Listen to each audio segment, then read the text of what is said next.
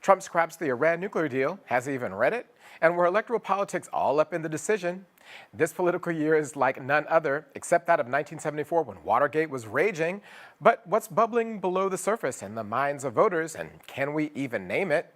Primary season is in full swing, and Maryland gubernatorial candidate Ben Jealous and New Mexico congressional candidate Deb Haaland, who could become the first Native American woman elected to Congress ever, join us to talk about their races. All that and more on today's The Last Sip.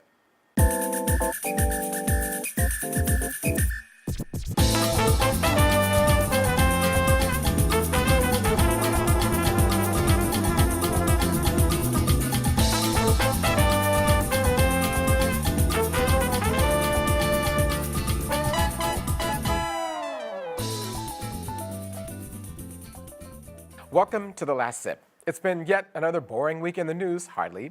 In the latest episode of The White House Apprentice, Donald Trump junked the Iran nuclear deal just as it was beginning to work. Who's surprised? Rudy Giuliani resigned from his law firm after contradictory statements about what both Donald Trump and his lawyer Michael Cohen knew and when they came to know it. And Rihanna arrived at the Met Ball looking like a bishop right out of an adult film. But the most important trends this week are political. That's why, with the nation moving into the consequential primary season, we will devote this entire program to electoral politics. First up is Hana Ali, reporter at BuzzFeed, to discuss the domestic political calculus behind shredding the Iran nuclear deal and whether Islamophobia played a role. After that, we'll speak with Democratic Maryland gubernatorial candidate Ben Jealous about why he's running for political office for the first time and why progressive politics seems to be taking hold across the country. Lastly, Deb Haaland speaks to us about using our present to end a relic of the past, namely the fact that a Native woman has not sat in the U.S. Congress since America's founding. On to the first sip. Joining us now is Hana Ali of BuzzFeed to talk about how Donald Trump's continued courting of his base may have been a factor in the decision to walk away from the Iran nuclear deal. That agreement between Iran and all the major global powers and the United Nations froze Iran's nuclear program for 10 years in exchange for the lifting of sanctions on that country. Before the deal, Iran was just months away from acquiring a nuclear bomb, a time frame which could reassert itself should the deal collapse altogether. Hana, thanks for joining us. Thanks for having me. Actually, with us side by side, someone from the Last Sip team said that this is the curl show. So I'm happy to share curls with you. Can you just recap how Donald Trump during the campaign used the Iran nuclear deal with his base during the 26th campaign and how symbolically and why symbolically it's important to his supporters? Sure. If you remember the 2016 campaign, then candidate Trump really took every opportunity to sort of trash the Iran deal, to call it a bad deal, a one-sided deal. He made lots of statements that fact checkers at the time and since have called misleading, exaggerated, or lacking in context about exactly, what the U.S. was or wasn't getting out of the deal and what Iran was or wasn't getting out of the deal. And so certainly these statements played well, even if they weren't always exactly accurate, according to the fact checkers who are watching it very closely. And, it sort of is it seems to be his broader mission to sort of vilify the region. It's a region of terror. Iran in particular is an archenemy of the United States. And so he really did use that kind of language at every turn, not only about Iran, but definitely about the Middle East in general and Arabs and Muslims. There's a lot of concern. I mean, what's interesting from a domestic political standpoint, right, on this particular issue, is the fact that he courts the breakings of all of these international agreements, the Paris Climate Accord, and all the rest of it, walking away from TPP, even if you agree with that. But the way that he frames them is that it's asserting American sort of sway. But what's interesting is that in almost every single case, what it's actually done is isolate the United States, right? So Angela Merkel's response, for example, the Chancellor of Germany, who's key to this deal with Iran, her response wasn't like, oh, well, the deal's done. I mean, her response was, the deal is still on, and all this means is that the United States doesn't look out for our interests anymore, and we can't count on Americans to protect us. Well, it certainly hasn't pleased the allies. And And not just, France, Germany, and the UK, which issued a joint statement of basically saying we're concerned and disappointed that at this outcome. But I mean, Russia and China also issued more muted criticisms. And of course, it's also a disappointment to a generation of young Iranians who had hoped that maybe this thaw meant that they would know a time when the U.S. and Iran could have full diplomatic relations. Many of them have come of age without ever having known that as a reality. Actually, it's interesting whether or not that isolationism does actually play into a political sentiment that he is relying on for November. Right. Well, I think that, that doesn't sound like a bad outcome to many, people who voted for Trump and who believe in his sort of America First, what's been a very, described as a very nativist, xenophobic agenda that he's rolled out both in policy as well as, what he'd promised on the campaign trail and what he continues to say from the White House. So certainly to probably a large portion of his base. Thank you for taking us through all of the complicated international and domestic political angles of this and what is going on. But don't go away, because we're going to be talking to you more later in the program. So please stick around. And for everyone else, we'll be right back.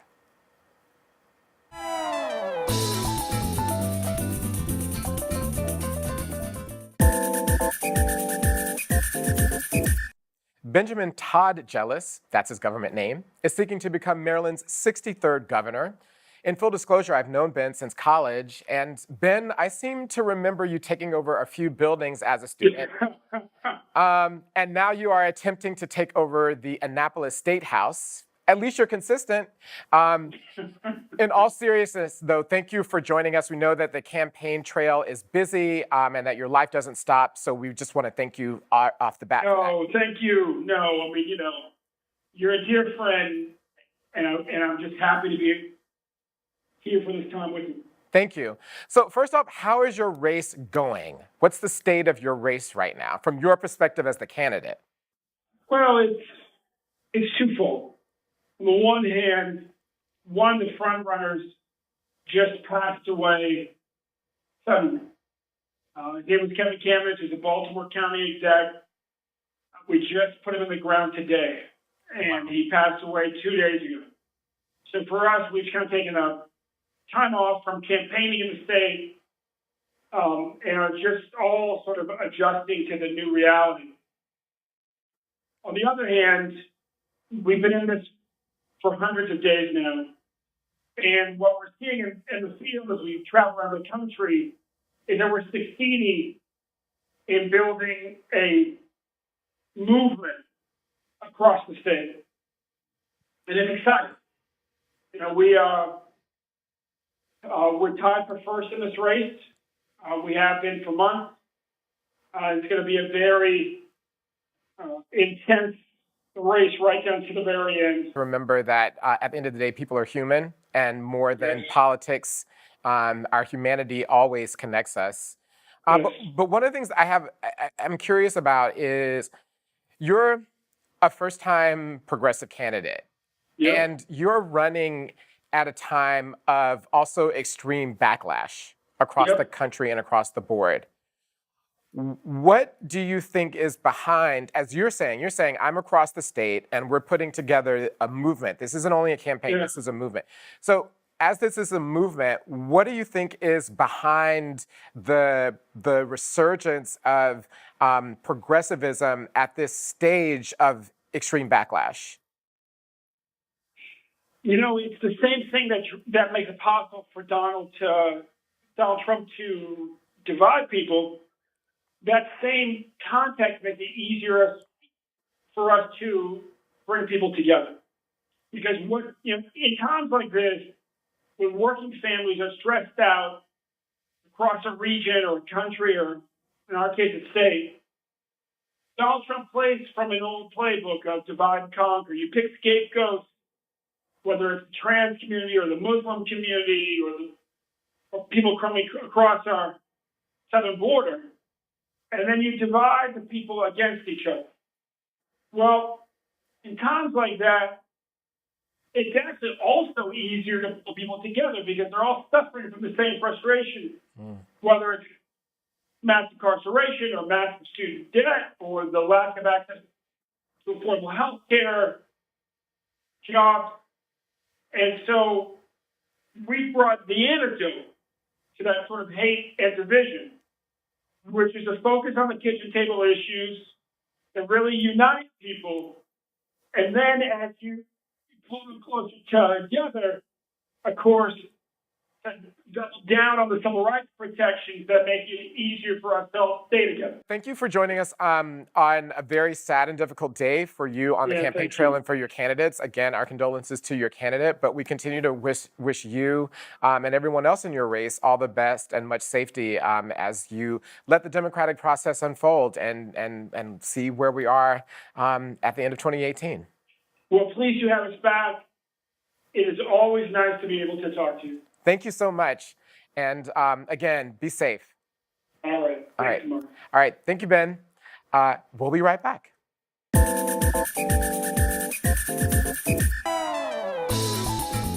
Welcome back. You're watching The Last Sip, and I'm Amara Jones. There have been a wave of first-time and progressive candidates who are running for office in 2018, but at the same time, there continues to be an era of backlash in which politics maneuvers at this particular moment. And so in order to explore some of the other cross-currents besides that of progressivism that are at work, we are joined again by Hana Ali of BuzzFeed, who will take us through that in a way, hopefully, that doesn't have us pulling our hair out. Hana, thanks again for joining us. Thank you. So, as I mentioned, progressivism does seem to be resurging in the United States. We just had a conversation with ToddJealous about how he feels that in his state it's become a movement. It's not only that he's running on certain issues, but that it's a part of a broader change in the political level. But as we have learned from 2016, and as continues to play out in a lot of ways in 2018, we're also in an era of backlash against a series of rights and different groups of people. And one of those that was at work in 2016 was clearly a backlash against Muslims and Islamophobia that was in many ways a part of Donald Trump's campaign in 2016. Sure. Well, I think that Islamophobia has been around a long time, even long before 9/11, which, of course, after 9/11, there was sort of this whole industry that sprang up, a multi-million-dollar industry to discredit and vilify Muslims at home and abroad. And that industry was very influential on U.S. politics, especially Republican politics, and definitely influential within the Trump campaign. What many people who watch Islamophobia and anti-Muslim hostility saw was that these groups that were once considered fringe, they would say things, blanket vilifications of Muslims. There's 1.6 billion in the world, 3.5 million here in the United States. And they would make these blanket statements against Muslims, and groups that would do those things didn't have a seat at the table. What we've seen after the election is that not only do they have a seat at the table, many of those same figures that were once considered too fringe to be on a panel in Washington are now inside the White House, and if not directly inside the White House, maybe just a degree or two removed as advisors and consultants. And so that's a trend that's extremely worrisome to a lot of people, Muslims, but as well as others, including progressive politicians. How is Islamophobia used, I guess I would say, from what you've been able to observe and through your coverage? Sure. Not long ago, a colleague, Talal Ansari, and I sat down and decided to ask the question. We see these anti-Muslim comments being said by a legislator here, a mayor here, a sheriff there, and we thought, what if we tallied them all up? How many states could we say has an openly Islamophobic politician, an elected official? And we found 49 out of 50 states have such a person, serving in office. And it was chilling for a lot of people to see it all in one place, even if you're familiar with the statements that come out from time to time. This was an aggregation of those, and it really, I must say that most of these comments had been made with impunity, so there was no political consequence for saying the kinds of things that range from, sort of litmus tests on how patriotic you are before a Muslim could meet with an elected official, anti-Sharia legislation, anti-refugee remarks, the vilification of Islam, all the way up to Facebook and social media posts that were very disparaging against Islam. I would say that some even could qualify as hate speech. And yet, and these were by and large Republicans. I think we found maybe a couple of instances of Democrats making sort of similar remarks, but this was clearly a trend within the GOP.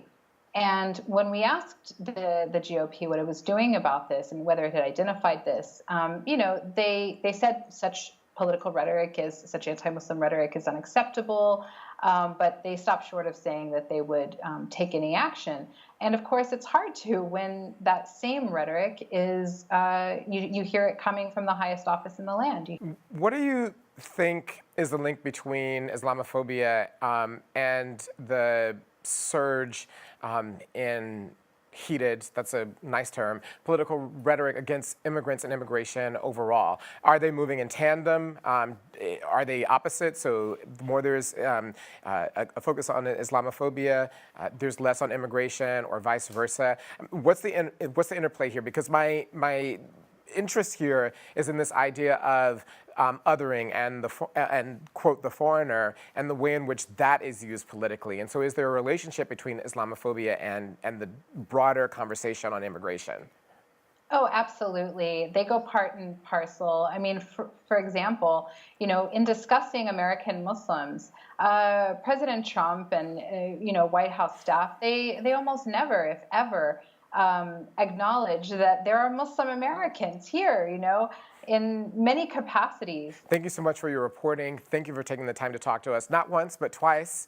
And we greatly appreciate it. And we'll be right back.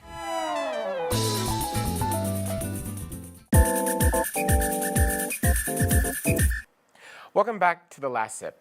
Deb Haaland is at first glance a standard first-time progressive Democratic candidate running for Congress on issues like healthcare, renewable energy, and a higher minimum wage. But if she wins her seat to represent New Mexico's 1st congressional district, she will be the first Native woman ever to be elected in the history of the United States to the nation's legislative branch. Deb, thanks for joining us.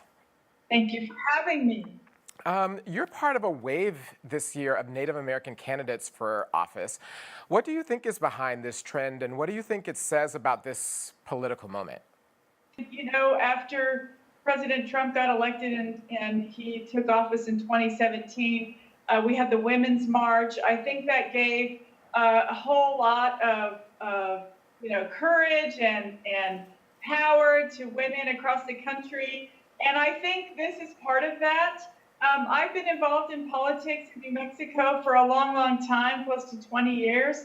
And I just worked really hard, and I just felt it was time. And one of the interesting things about your race is that you are a woman of color who's also facing off primarily against another woman of color, Antoinette Sedillo Lopez. That sets up an interesting dynamic. So I'm wondering, how do you plan to win your race, and what distinguishes you from your candidate? Well, I can say right off the bat, one thing that distinguishes me from any candidate in this race currently is the fact that I'm the only candidate who went to Standing Rock in North Dakota and stood with the water protectors. I have a long record of standing up for the environment. I have a long record of getting Democrats elected in this state. I was the chairwoman of the Democratic Party of New Mexico.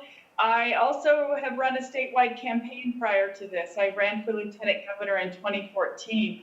Aside from my professional history, I have a very long and strong history of activism in the state, and feel like that is helping me a great deal.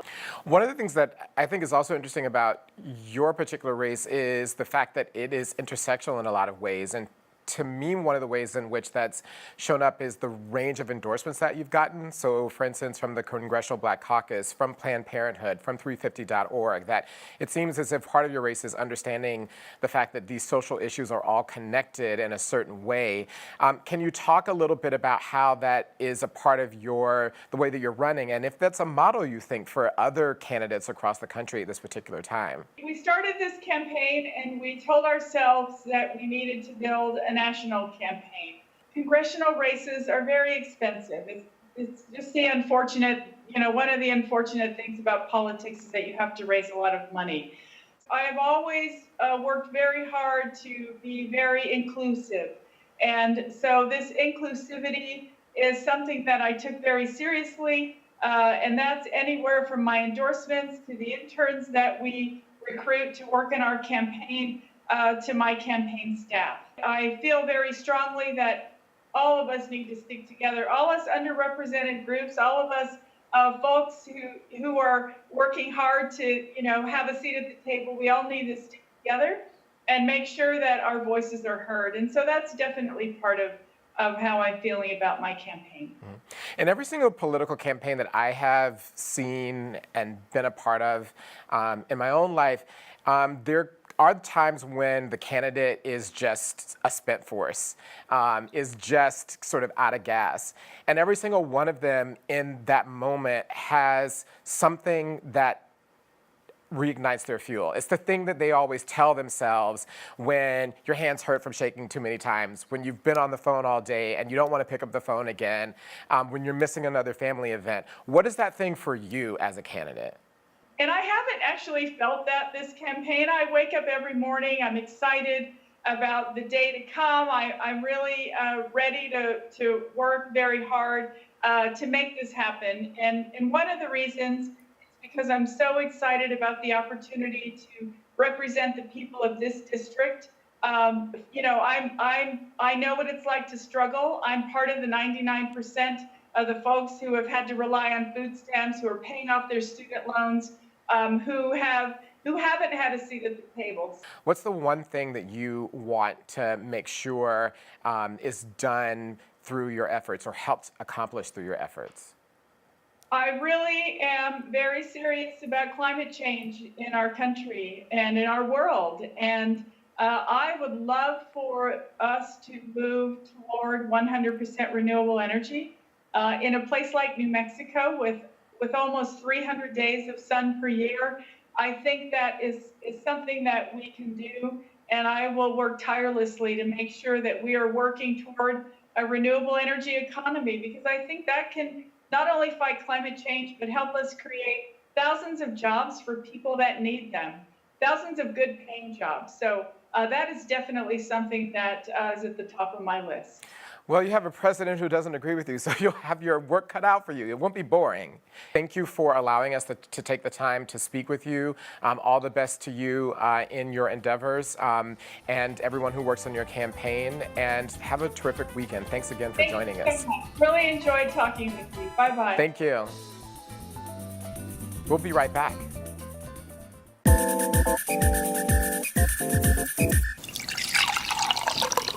Pop culture continued to pop along this week. Just 1 week after the hashtag Mute R. Kelly campaign rolled out, Spotify decided to hit the silent button on all his songs. No more telling Alexa to play Keep It on the Down Low anymore using that Swedish streaming service. And Childish Gambino, aka Donald Glover, aka Mr. Voodoo, according to alt-right ranter Alex Jones, released a new woke music video for his song This Is America, in which he struggles through experiences as a black man, simultaneously oppressing and being oppressed. But past misogynistic comments he made about black women, which resurfaced in the wake of celebrations about the genius of his video, means that in some important ways, he might still be asleep. But the breakthrough pop culture moment of the week comes from the world of politics, specifically the world according to Maxine Waters. The California congresswoman had to both reclaim her time and snatch the wig off of her white male colleague who told her during a debate on making anti-discrimination measures that he knew more about racial discrimination than she did. I guess in some ways he does.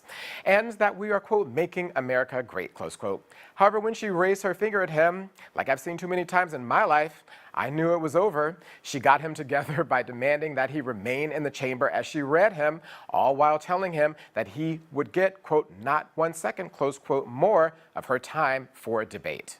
When he was making those outrageous remarks about him knowing more about discrimination than I know about discrimination, I resent that, and I resent the remark about making America great again. He's down here making a speech for this dishonorable president of the United States of America. Having said that, I reserve the balance of my time, and no, I do not yield not 1 second to you. Not 1 second. Situations like this are happening way too often right now, not only with Maxine Waters, but with people in exchanges large and small all across America. People fearful of demographic change attempt to reassert their dominance with everything from dismissive language to unnecessarily calling the cops. Many of them seem to want to go back to a time when they could do so without question. Well, nobody is going back. Not 1 second, not 1 second. I'm Amara Jones, and this is The Last Sip.